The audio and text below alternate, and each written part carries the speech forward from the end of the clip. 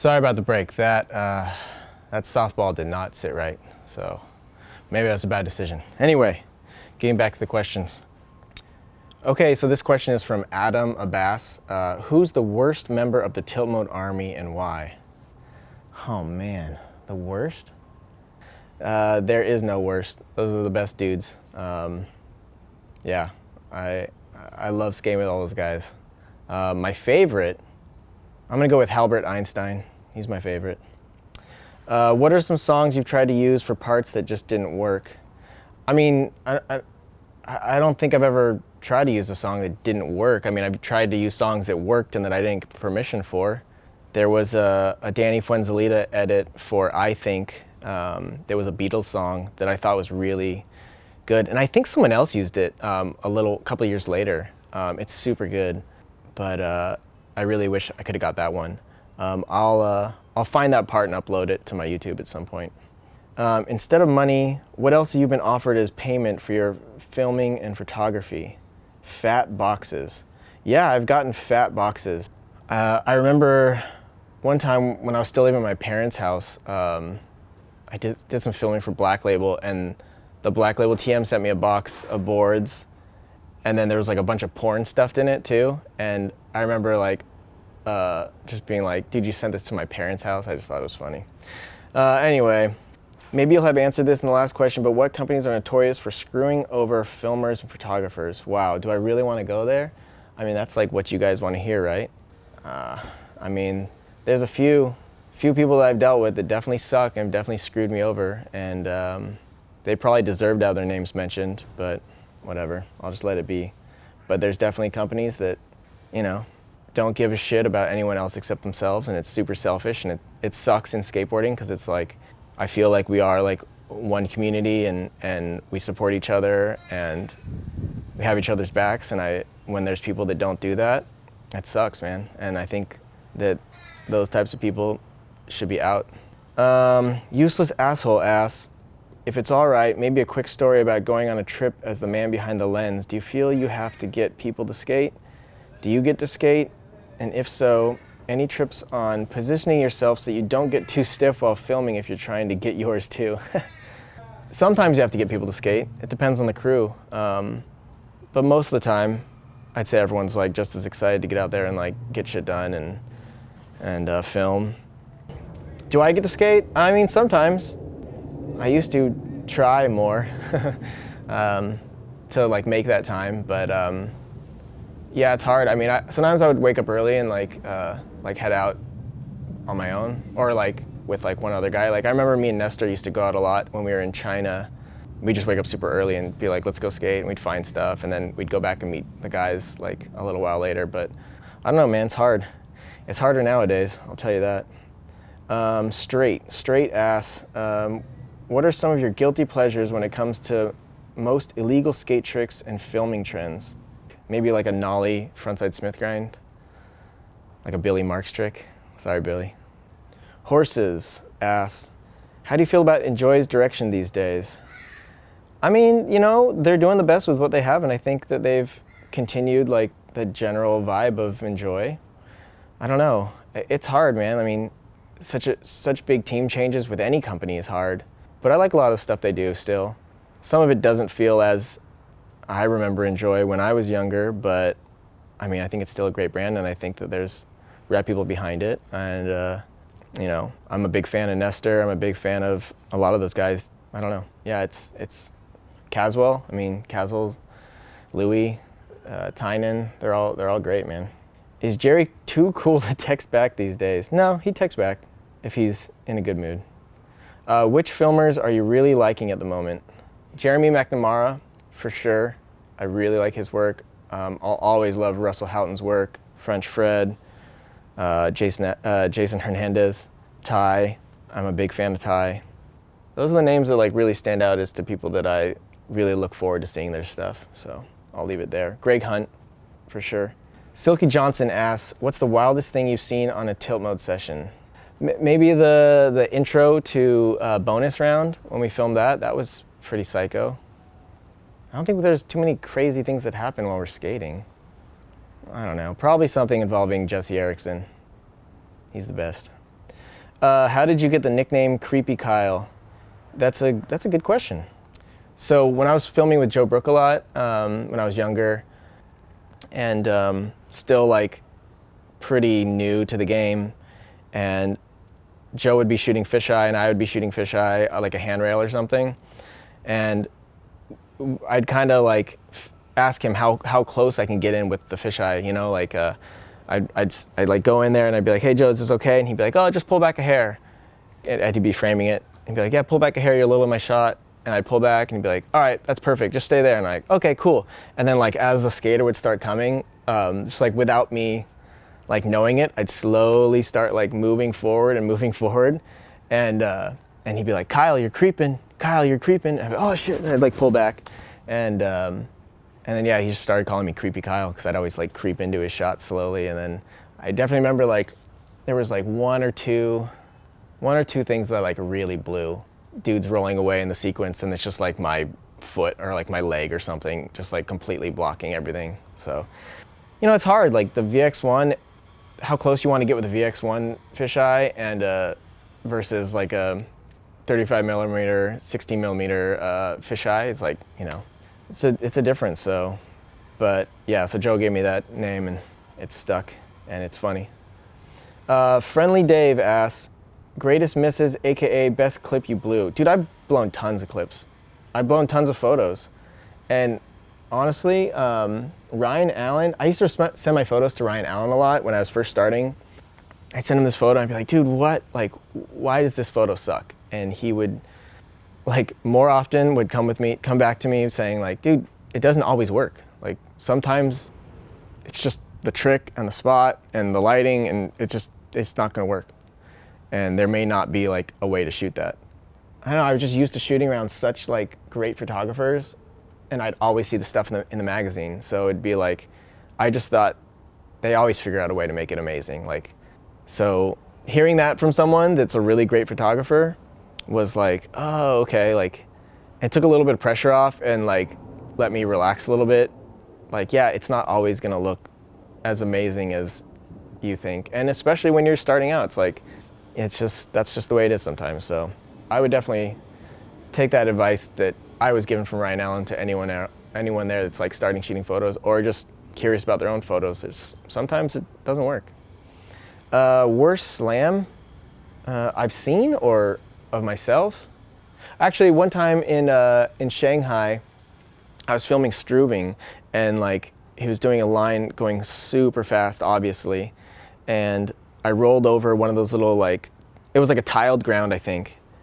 I don't really remember exactly. And I think it was like a tile popped up or something popped up and my wheel went in and I just launched and like went to like kind of football tuck the camera. My elbow just like smashed into my gut and I just knocked the wind out of myself. And that was the first time I was ever in China, and I was probably 2006. And I just thought like I fucking burst my kidneys with my elbow and I was gonna have to go to the hospital and die. I was super scared, but I just knocked the wind out of myself and I was fine. That would probably be a bad slam for me. Bad slams for other people? I've seen bad ones, man. What's the sketchiest situation you've gotten yourself into while filming? I remember one time I was with Sean Peterson was shooting photos and we were in Denver. No, Salt Lake City. And we were bondoing the sidewalk before a hubba, and this cop drove by. I think for some reason, like someone turned off the generator light to like try and hide from him, but like he saw like this light and then go out, and then I think like a few people like ran to the van, and it just looked crazy. He came back around, came out swinging. He was like, I don't know if his gun was out, but he definitely was unbuckled and had his hand on it and was screaming at us like, get on the ground, da da da, like, you know, that whole scene. And we all were like face down on the ground, like, then more cops came and he thought we were like robbing the place or something. But the funny part about it is we all got like, you know, separated and like thrown against walls, and then like a forensic unit came and like checked the whole scene out and was like fingerprinting stuff. Like, it was so crazy. And it was like, dude, we just put this Bondo stuff in this crack, but they were like searching the vans and stuff. It was so crazy. In the end, we convinced them that like we were repairing it and that we weren't done repairing it, and if they just let us finish repairing it, that the property owner wouldn't have a problem. And so they let us finish bondoing it, smoothing it out, like spray painting it, making it look like nothing was ever there, and like shaking our hands in the end. It was crazy. It was super weird. But they took all our information, and if the property owner wanted to press charges, like, we were all gonna have to come back. But then we were leaving Salt Lake, and we were on the freeway, and we look and there's a cop next to us, and we're like, holy shit, that's the cop. And it was like the guy, and we were like honking at him and shit, and he was like, hey guys. It was like super weird. Just random coincidences. Larry Hagman asks, Allen or Phillips? Dude, actually, I go back and forth. I don't think it's really like a die-hard thing for me. Hate FV asks, says, I've never met you. A couple years ago, I randomly emailed you asking for info on a spot. You emailed me back with a full description on how to get to the spot, accompanied with a Google Maps screenshot with a trail to follow. It looked like you made it in Microsoft Paint. I was very impressed with how willing you were to help out a complete stranger. Because of your actions, I bought a Kirchart Stanford print and never went to the spot. That's amazing. Well, yeah, no problem, man. Feel free to contact me. No big deal. And thanks for buying a print, man. That's awesome. Yeah, I have a print store on my website. If you guys want to check it out, buy a print. Ciota asks, the opening sequence in Headcount was/is amazing. How many tries did it take? And the whole video was amazing. Thank you. Appreciate that. You know what? It actually didn't take that long. Those guys were super on it. I think it just took us a little bit to like kind of plan the timing and everything, and just the route that I was going to take and they were going to take, and yeah, just timing everything off. But it actually didn't take us that long. But the real issue was 10 minutes into like starting to film it, this security guard that never kicks you out, like it's this spot in Shanghai that's like pretty mellow, decided to kick us out that day. Like we'd been there like most days and it's totally fine. And then we go back this day and he decided like, yeah, you guys can't skate here today. So we were like, dude, come on, like you always let us here, like what's the problem? And then he was just like, no, like I'm sticking to my guns on this one, you guys gotta go. And so we just did the like, okay, we're leaving in 10 minutes, like we're just gonna keep doing this, that whole situation. And so that was like the real pressure behind it, actually. I think this guy Brian, who lives in Shanghai, was helping us, and he was like translating with the guy, like trying to just like buy us time. So it was just like super like frustrating, like an argument happening while we're trying to like film this line. And but yeah, those guys handled it, so it was awesome. But I'm glad you like it. What's my favorite graphic? Honestly, this is gonna sound funny, but I loved like so many of the early Enjoy graphics. All the ones MJ did. There's one that was like a board for Mark Whiteley that I really liked. I liked that board a lot. Some of the early Crooked stuff I really liked. I mean, I still like Crooked stuff, but stuff that stands out to me. Utopos asks, in Bag of Suck, did the writers come up with the ideas for their intros? The Louis bar scene, for example, or were they assigned by someone? Were they fun to shoot or more of a hassle? Like I said earlier, Eversol came up with most of the intro ideas. Intro, outro, in between kind of stuff. That was all Matt. I would say Louis as well, and Jerry. Those were like the most involved in the video, kind of that side of it. But I think Louis came up with his one. I didn't shoot all of them. I can't remember if they were last kind of like after I had already gone down to LA to edit, but I remember Joey Digital helped us film a few of them. I filmed a few of them. We filmed Jerry's underwater, like that was at Matt's mom's house, I believe, in her pool. Super cold out. I was like, got a little worried for him at the end. Like they were like freezing when they got out of that pool. Clark's one with all like the fake Dark Star one in, I think it was Jerry's basement. That was gnarly, just like so much cigarette smoke. And like, they were fun to shoot, yeah. I mean, I think the one that was a pain was maybe Louis' with all the little blocks that had trucks and wheels on them. Get them to all stay, like they would keep falling down. It was just kind of a mess, but that worked. Thanks, Cuban Links, I appreciate the kind words. I still watch Jerry's Bag of Suck part at least monthly. Any good, funny behind the scenes stories? What are some of the best tricks that he didn't make for the final edit? You know, I've been going through the raw tapes recently. Like, I forgot about a lot of stuff he tried that didn't happen. I'll put a few of them on my YouTube. Well, I'll put all of them on there actually, eventually. And I was watching last night and I was thinking, I was like, this stuff that Jerry didn't make, he's gonna hate watching. It's like Anatomy of a Nervous Breakdown. It's so gnarly. But there's a rail, like, it's a long mellow rail. You like kind of go through a gate of a fence, and then there's a long mellow rail over the rail into the bank. Clark Hassler did a switch flip in it in his part, but Jerry tried to like alley-oop backside kickflip it, and I didn't remember him trying that, and he came super close. It's like a really good battle. I'll put that up on my YouTube soon. Danny D asks, how old is Louis Barletta? Well, let's see, he's 3 years younger than me, times 12, plus something like that. How much of Jerry's Bag of Suck part was filmed in the last couple months? Probably a quarter, but I'd say half would be the year. Yeah, the year leading up to it. Maybe even more. Whose idea was it to make Jose wait until he landed his cover to be turned pro? Well, Eversol. I had nothing to do with that. Lazy Eyes asks, what's the most rewarding part of being a filmer for you? Traveling the world, skating with my friends, filming skateboarding, being creative and productive, and having a good time, even when it's stressful and hard. I won the lottery, man. I'm super lucky to be where I am. Have you ever misplaced a clip? And what is your catalog system like? I've definitely deleted clips. I know for a fact I deleted, well, at least I assume this is what happened. I had a fisheye angle of Jack Curtin doing a switch Smith grind on this out bar in Seattle, or I guess it's Tacoma. That was in 1947. You'll see the long lens version of it, but I'm pretty sure I just deleted the fisheye somehow, and which was a super big bummer. I know Jack was bummed and I was bummed, but that happens with millions of clips you're filming. Like, it's bound to happen every now and then. I'm sure all filmers will say that. My catalog system, it's really by project based, so I don't think it's as interesting as you'd think. Best advice for anyone starting or just to improve? Just keep shooting, really. Like, shoot everything. Try shooting different stuff. Like, if you've got a friend that wants to make a music video, go make a music video. Just try other things. That will help your filming skating for sure. Watch skate videos.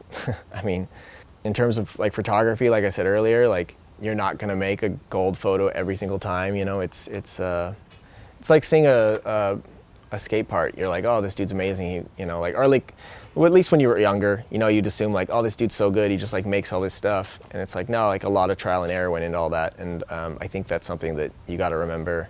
At least that's what was important to me to remember. It's at one point. Is a 401 style video magazine viable in the age of the gram? And would you contribute if it existed? Shit, I don't know, man. It's such a different world now. Think of it from like a skateboard fan, or whatever we're gonna call it, just skaters. Like, are you gonna go pay the money to support this 401 video magazine style? That's really where it comes down to. I mean, if there was an audience to fund it, then yeah, and I would sure be a part of it if I could. Thanks, man. Appreciate it. Kanye Westicles, have you accumulated a board collection or even a skate collection of any sort over the years? Of course, yeah, I've got tons. I've got too many, actually. They're all in my parents' storage, and I think they're pretty ready for me to get them out of there. I try to collect most of my friends' first boards. That's kind of been a tradition for me for a long time. And then I was collecting a lot of like if people took off their board after they did something and it was something pretty gnarly or something, I would grab that board before they threw it away or something. So I got a few. I got some I've got Corey Duffel's first board after it was skated. That's like one I like. I got some Strubing boards. I think I have a Reese Forbes board. Man, honestly, I probably have 100 boards in my storage unit. Fakey Nolly asks, without naming names, describe the absolute best session you've been a part of for reasons which may surprise us. Honestly, I think some of my favorite sessions were just like the ones that weren't even that productive or whatever, just us skating, having a good time. A lot of the San Jose guys, a lot of the tilt mode guys, we'd always have a lot of fun. with my LRG guys, like going on trips with all those guys was like always great. So I don't think I have like a really interesting story for you. Describe the absolute worst session you've ever been on. I don't know, probably driving around for hours in LA, like starting in Orange County and driving all the way to the Inland Empire, and then driving all the way to the Valley and just having nothing. That shit sucks. Driving to spots and people not knowing where to go or what they want to skate. It's just always frustrating. Not that it's their fault. I mean, it's just hard. Especially in LA, it's super hard. The big dog asks, there was an old getcreepy.com montage edited to Mars Volta song that I used to watch all the time. Does it exist online anywhere? Yeah, someone just posted it on here, on this forum.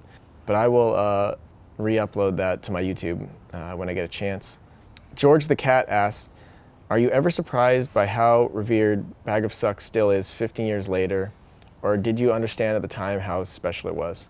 Yeah, I am. I am surprised and excited and like proud of it. At the time when we made it, I knew of the video before I worked for Enjoy. Like, you know, I knew those guys were making this video. So it was so highly anticipated for me. Like, I was super excited to see it, you know, being such a fan of all those guys. And so when we finally put it together, we didn't know if it was good. I remember finishing it, like literally it's done, 100% done, titles, everything's finished, and being so burnt out on editing. Like, me and Matt were down in LA for I think 2 months, living in a hotel room, and all we would do is drive from the hotel room 2 blocks to Dwindle to edit. We'd stay there all day, like just pick up food, dinner, whatever, stay there super late, drive back to the hotel, go to sleep, do the same thing 2 months straight. It was super gnarly and exhausting mentally and creatively. And I just remember at the end being like, is this thing good? Like, is it good? Even like, I've seen the tricks so many times, I heard the music so many times, I just was super burnt on it. And I remember we had 3 people come in and watch it. I want to say it was Luis Cruz, Bod Boyle, and somebody else. I can't remember. And we sat them down, we're like, hey, like, can you guys watch it with us? Like, have a little premiere and let us know what you think. And I remember they were really quiet. And we turned the lights back on, and I just thought like, oh, it's not that exciting. And I remember them being like, oh, it's so good. But there wasn't like that much feedback. And I still remember being like, is it good? Is it good? Like, did it live up to what it was supposed to be? And it took till the premiere to really show how people really felt about it. And not to say that those guys did a bad job reviewing it. I just think, you know, I think we were just burnt at the time. And they were probably burnt too, because I'm sure it was like past midnight on like, you know, Sunday night, and those guys didn't want to be there either. But I could be wrong, and if anyone that was at Dwindle that day, you can tell me I was wrong.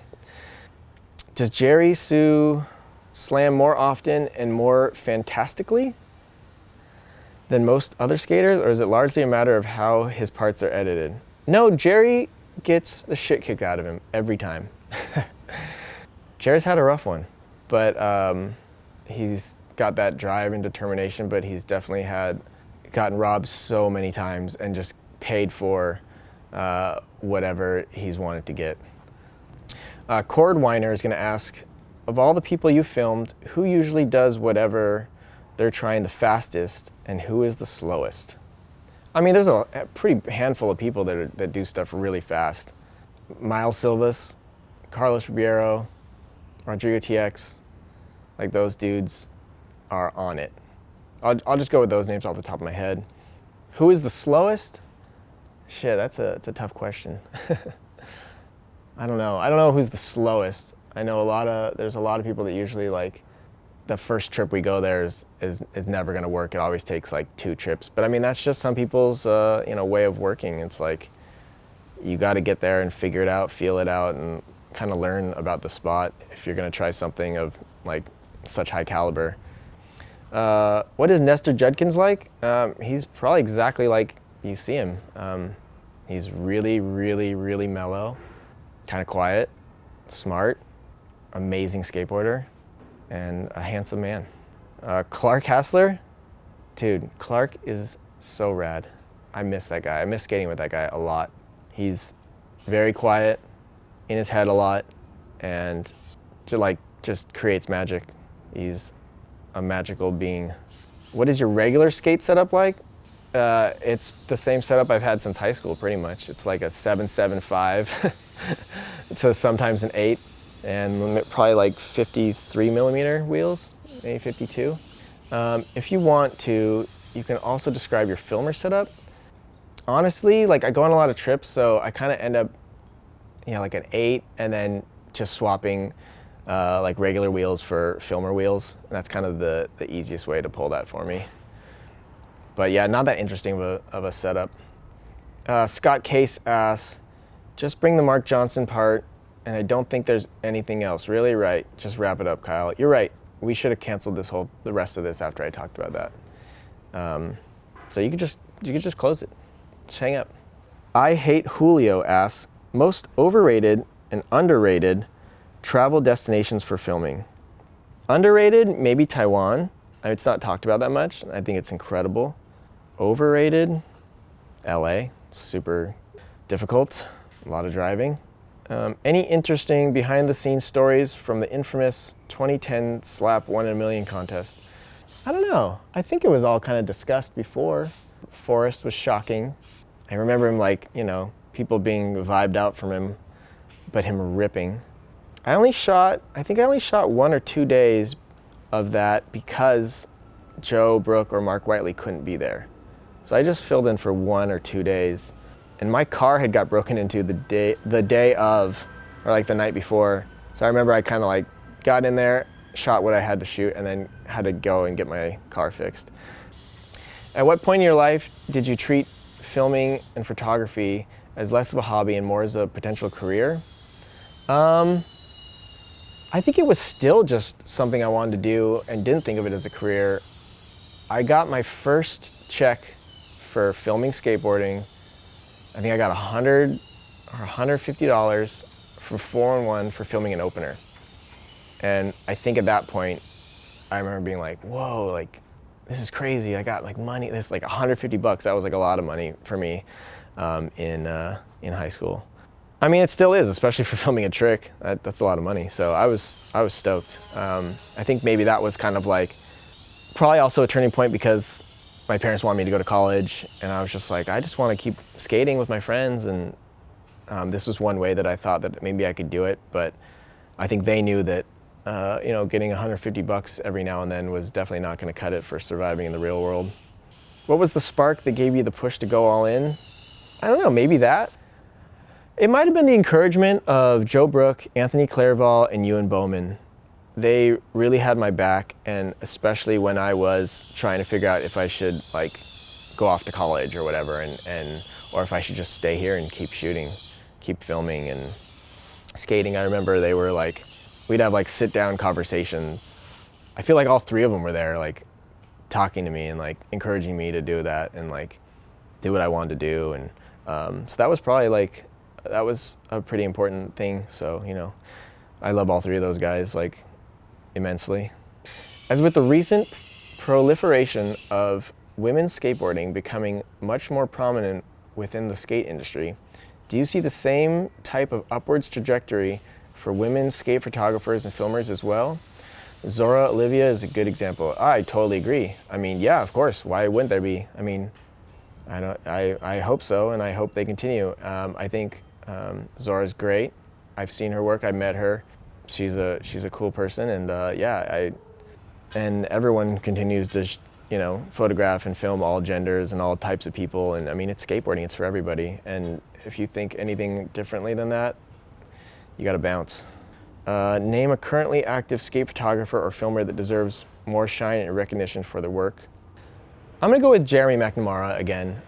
His name should be up there with a lot of the big guys. So he really is on it and knows what he's doing, and is super passionate about skateboarding, filming, and he rips. Telly asks, no names necessary, but is it hard to film with someone you despise? I don't film with anyone that I despise. That wouldn't happen. And I don't really despise anyone. There's very few people. and they're definitely not skateboarders. Or maybe you like as a person, but absolutely hate working with. Yeah, probably. I mean, there's probably some people that it's more difficult to film with, or they take a long time to do stuff. But I mean, if they're in, I'm in. And if, as long as, here's the thing. If you're putting in the effort to make your trick, I'm in. I'll film as long as you need to. If you're just like toying around with it and you're not really trying, but I'm trying to film you, then I'm over it. But like that's pretty rare. Funeral Tuxedo asks, what's your favorite Dwight Schrute moment? I don't know. It's a good question. I'm more of a Stanley guy. Did I stutter?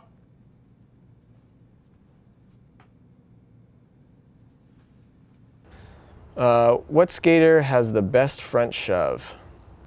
Chico Brenes or Rodrigo TX? I'm obsessed with the number 1947. Many things happened this year, including the birth of both my parents and God David Bowie. What caused you to choose that title for the video, and what does the number mean to you? 1947 is like a brand symbol, logo, mantra, I guess maybe, for LRG. Jonas, who was the one of the co-owners, he came up with that. It was the year his mom was born, actually, and it was a kind of a symbol of family to him, and he ran LRG in a very like family-oriented way, and we kind of took the spin off that because the team was such a family. Like, we loved traveling together, being together, skating together. We had such a solid crew, and we just wanted to kind of, in LRG tradition, have a nod to the family aspect that we had going, and that's really what the video was about. The description for that is in the video, I believe, in the credits. A few more comments jumped in afterwards, so I'll jump on these. Battery Aziz asks, what's your favorite Russ Milligan clip that you filmed? Oh, that's a good question. Russ is amazing. Also one of the most underrated skateboarders. Such a rad guy. Me and Russ became friends like a long time ago. I think before I officially even worked for Think. Yeah, he's an amazing, amazing skateboarder. Favorite Russ Milligan clip? I don't know why. I'm just gonna throw this one out. We went to Barcelona. I think it was both of our first trip to Europe, and we went to Barcelona and then London, like with City Skateboards, I guess it was. Then me and him went to Italy on our own, like just because we were there, like we gotta like try and see a few more places. So we went to Venice and then we went to Rome. And when we were in Rome, there's like a 3-block that's a massive monument building, and he switch-eyed like this giant 3-stair, and it was freezing. It was so cold. Like, we had like 3 jackets on cold. I don't know, it was just rad, just because like we were like more being tourists at that time. We weren't even like really out to go shoot stuff, but like we saw this thing, we're like, oh, we gotta get a clip in Rome while we're here. So he just like made that happen even though it was freezing. I always thought that was awesome. Botef Dunn asks, how about a little insight into working with Eversol? What was the dynamic there? Oh man, I met Matt at skate camp when I was at Visalia skate camp, when I was like I forget what we called it, but I was like a filmer for the skate camp. And Matt came with, I think, Louis and Mark and Jerry and Chris Avery and maybe Halba, I forget. There's a few people. Anyway, a long time ago, I was probably 16. And like, thinking back of it, it's pretty funny because I probably was just like, hey, we should skate sometime. And I don't know why he said yes, but he did. So I remember him giving me like their number, like to their house, and being like, yeah, hit us up, like let's link up when we get back to, you know, the Bay. And I remember like skating with those guys a little bit, getting to know them, and I don't know why they were okay with me going and skating with them, but they were. And so I met Matt a long time ago, so we started as, you know, just friends that skated together, and I would give him some stuff. I gave him some footage for Man Down, and I was just, you know, huge Tilt Mode fan, just like so like amazed by those guys. And then we worked together a little bit when I did a shop video for Skateworks. So like, yeah, Matt, we had like a really great relationship. And then when he asked me to work for them, it went really well for a super long time. But yeah, working for him is gnarly, super gnarly. He's set in his ways, and his ways are usually really good. He's super smart, super creative, but maybe he just doesn't have the best ability to work with other people. That's as like brutally honest as I can be about it. I do remember like when I quit Enjoy, I had like a rash like from here like down to my knee of just like stress, like this crazy rash. And I went to the doctor and they're like, dude, you're like, this is like all just stress. Like you gotta mellow out. And I was just like, I gotta quit Enjoy because I can't deal with Matt anymore. And it's super funny because like Matt's like such a friend of mine, an important person to me, but we definitely like butted heads gnarly for a while. So yeah, there you go. That's Matt. And it's not just me. It's not just me. Cool. So I think that was, we're going to end it on that question about Eversoul. Yeah, thanks you guys for watching. Thanks for asking me all those questions. If you have more or you want to reach out, like please feel free to. You know, Instagram, whatever, Facebook, my website, however you want. Try and get my YouTube channel up and running a little bit more. I've put a few things up there since then. You can see the Heath Kirchart video and some other stuff. But yeah, thanks, and until next time, later. That real live shit.